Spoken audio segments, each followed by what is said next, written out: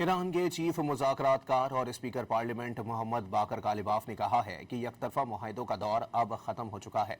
उन्होंने एक्स पर जारी बयान में मफाहमती याददाश्त की शिक नंबर 5 शेयर करते हुए कहा कि अमरीका से कहा था कि अपने वादों को पूरा करे, वरना उसकी कीमत चुकाना पड़ेगी। अब उसे हकीकत का सामना करना होगा।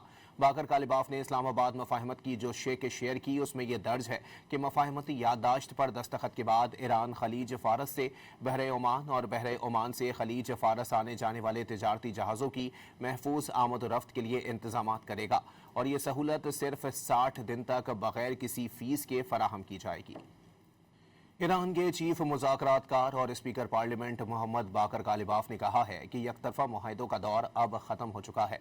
उन्होंने एक्स पर जारी बयान में मफाहमती याददाश्त की शिक नंबर 5 शेयर करते हुए कहा कि अमरीका से कहा था कि अपने वादों को पूरा करे, वरना उसकी कीमत चुकाना पड़ेगी। अब उसे हकीकत का सामना करना होगा।